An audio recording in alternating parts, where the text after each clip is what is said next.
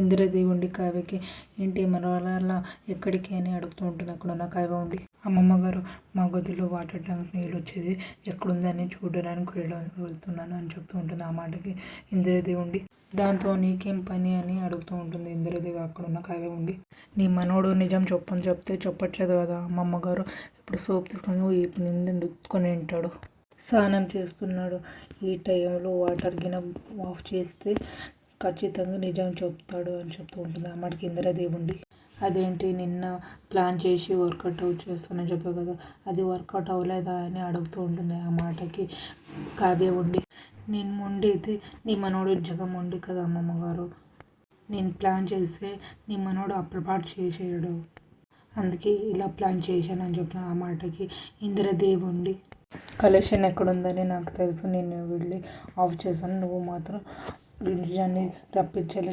ప్రయత్నించు అని చెబుతూ ఉంటుంది. అక్కడున్న కావ్య ఉండి వెళుతున్నప్పుడు అమ్మమ్మ మనవడని ఇబ్బంది పడతాడని జాలి చూపించరు కదా మీరు అని అడుగుతూ ఉంటుంది. అక్కడున్న ఇందిరాదేవి ఉండి ఈ విషయంలో నేను తగ్గేదేలే అని చెప్తూ ఉంటుంది. ఆ మాటకి కావ్య ఉండి సరే డన్ అని చెప్తూ ఉంటుంది. అక్కడున్న ఇందిరాదేవి వెళ్ళిపోతూ ఉంటుంది. అక్కడున్న కావ్య ఉండి ఆలోచిస్తూ ఇప్పుడు చెప్తాం మీ సంగతి అని చెప్తూ ఉంటుంది. అక్కడున్న వాష్రూమ్ దగ్గర బయట నిలబడుతుంది. రాజుండు సోప్ అంతా తీసుకొని ఈపు నిండా మకం కూడా తిక్కుంటారు. అక్కడ ఉన్న వాటర్ తిప్పుతూ ఉంటారు, వాటర్ వస్తూ ఉండదు. అక్కడున్న కావ్య ఉండి ఏంటి పాట ఆగిపోయింది అని అడుగుతూ ఉంటుంది. అక్కడున్న రాజు ఉండి వాటర్ కూడా ఆగిపోయింది, వెళ్ళి మోటర్ ఇయ్యి అని చెప్తూ ఉంటాడు రాజు. అక్కడున్న కావ్య ఉండి నేను వేయను కాబట్టి అని చెప్తుంటాడు. ఆ మాటకి ఎందుకు ఇవ్వు నువ్వు అని అడుగుతూ ఉంటాడు. ఆ మాటకి ఆపింది నేనే కాబట్టి అని చెప్తూ ఉంటుంది. ఆ మాటకి రాజు ఉండి ఆపింది నువ్వు, ఎందుకు ఆపావు నువ్వు అని అడుగుతుంటాడు. ఆ మాటకి కావ్య ఉండి నీ చేతితో నిజం చెప్పించడానికి అని చెప్తూ ఉంటుంది. ఆ మాటకి రాజు ఉండి నువ్వు ఎన్ని ప్లాన్ వేసినా కూడా నేను నిజం మాత్రం చెప్పలేను అని చెప్తుంటాడు. ఆ మాటకి కావ్య ఉండి మీరు ఎంత రిక్వెస్ట్ చేసినా కూడా నేను వాటర్ వేయలేను అని చెప్తూ ఉంటుంది. నీకేం మెంటలా, ఇక్కడ సబ్బు కండ్లో పెడుతుంది, కండ్లు మండిపోతూనే ఉంది అని చెప్పి కండ్లు తిప్పుకుంటుంటాడు. అక్కడ కావ్య ఉండి అంత ఇబ్బందిగా ఉంటే నిజం చెప్పండి చిటికెలో నీళ్ళు వచ్చేస్తాయి అని చెప్తూ ఉంటుంది. అక్కడున్న రాజు ఉండి అలానే సోప్ తీసుకొని బయటికి వచ్చేస్తాడు. అక్కడ ఉండి ఏంటి బ్లాక్ మెయిలా, ఇలానే ఉండి సోప్ తీసుకొని టవల్ తీసుకొని తుడుచుకుంటాను కానీ నీకు మాత్రం నిజం చెప్పనని చెప్పి అక్కడి నుంచి వెళ్ళిపోతాడు. కావ్య ఉండి అలానే చూస్తుంటే రాజు వైపు. అక్కడున్న అప్పు ఉండి ఆలోచిస్తుంటుంది వాళ్ళ అక్క గురించి, విడాకులు ఇస్తానని కోసం. అక్కడున్న రుద్రాణి నుండి పైకి వస్తూ ఉంటుంది. అప్పుని చూసి ఒక్కసారి షాక్ అయ్యి అక్కడే ఉండిపోతుంది. అక్కడున్న అప్పుని అలానే చూస్తూ ఉంటుంది. ఈ పొట్టిదేంది అంత పరధ్యానంగా ఆలోచిస్తూ ఉంది ఏంటి, దీన్ని వర్క్ పాఠంగా మార్చుకోవచ్చా అని ఆలోచిస్తూ ఉంటుంది రుద్రాణి. ఇప్పుడుకైనా ధాన్యలక్ష్మి పిలిపించి ఈ పొట్టిదాన్ని చూపిస్తే అలా ఉండడం కారణం రాజు కావ్య గొడవలు కాబట్టి నమ్మిస్తే అప్పుడు గొడవ అంతా ఆ ధాన్యలక్ష్మిని చూసుకుంటుంది అని చెప్పి అక్కడి నుంచి వెళుతూ ఉంటుంది. మెట్ల దగ్గర నిలబడి చూస్తూ ఉంటుంది ధాన్యలక్ష్మి ఏం చేస్తుందని. అక్కడ ఫోన్ చూస్తూ ఉంటుంది. ధాన్యలక్ష్మి అని పిలుస్తుంది. అక్కడున్న ఏంటి రుద్రాణి అంత కంగారు పడుతున్నావు అని అడుగుతూ ఉంటుంది. ఆ మాటకి రుద్రాణి ఉండి అక్కడ కొంపలో అంటుకుని పోతుంటే నువ్వు హ్యాపీగా ఇక్కడ వీడియో చూసుకుంటూ కూర్చున్నావా అని అడుగుతూ ఉంటుంది. అక్కడున్న ధాన్యలక్ష్మి ఉండి ఏమైంది రుద్రాణి అని అడుగుతూ ఉంటుంది. ఆ మాటకి ఏమైందని నేను చూపిస్తాను రా అని అక్కడి నుంచి పిలుచుకోపోయి పైకి వెళ్ళి చూపిస్తూ ఉంటుంది అప్పుని.